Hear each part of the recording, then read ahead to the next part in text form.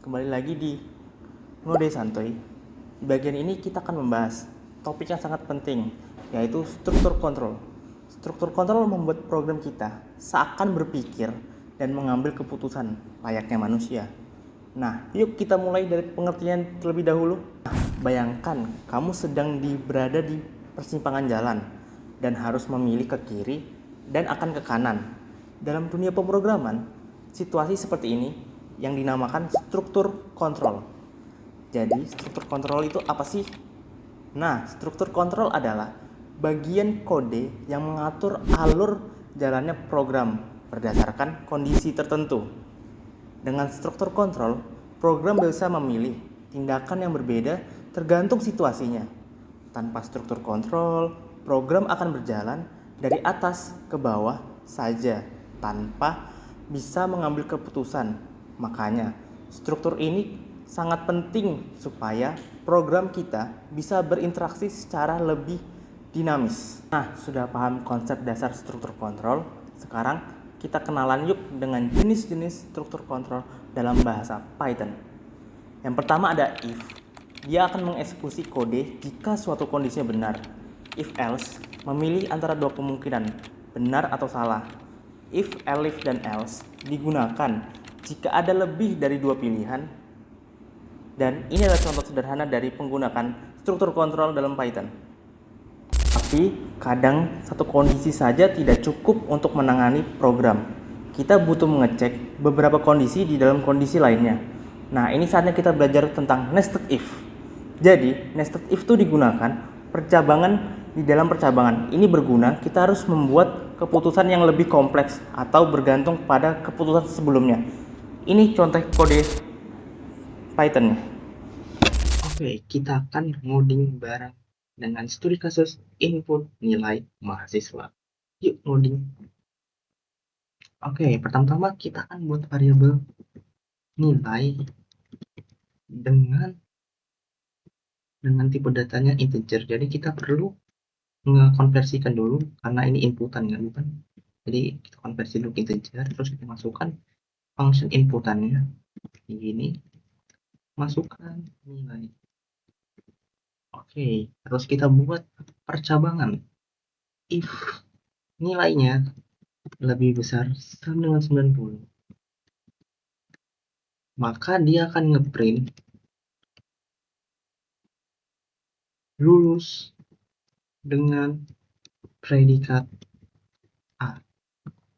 Tapi kalau nilainya tidak lebih besar sama dengan 90, maka atau nilainya itu lebih besar sama dengan 80, maka kita buat cabangan elif-nya di sini. Kita buat elif nilai lebih besar sama dengan 80, maka dia akan ngeprint lulus lulus dengan predikat B. Ini di sini kurang T ya. Predikat B. Lalu misalnya lagi nih, dia nilainya itu nggak sampai 80 atau 90, maka kita buat percobaan lagi dengan elif nilai lebih besar sama dengan 70, maka dia akan ngeprint lulus dengan predikat predikat C. Tapi kalau nilainya nggak sampai dengan 70, maka kita buat percobaan lagi, yaitu elif nilai lebih besar sama dengan 60. Dia bakal ngeprint lulus dengan predikat D. Tapi kalau nilainya kurang dari 60, maka kita buat percabangan else. Dia akan print Anda tidak lulus. Anda tidak lulus. Yuk kita coba.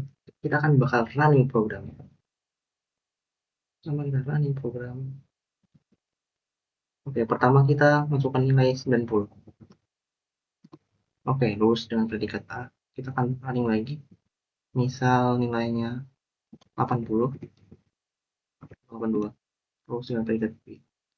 Misal kalau kita ngasih nilainya 2, Anda tidak lulus. Nah, segitu saja coding kali ini. Anda sudah menerapkan nih prinsip-prinsip percabangan seperti if, elif, dan else. Nah, sekarang kamu sudah paham bagaimana Python membuat keputusan lewat struktur kontrol. Ini juga menjadi fondasi penting kamu untuk belajar bahasa pemrograman Python.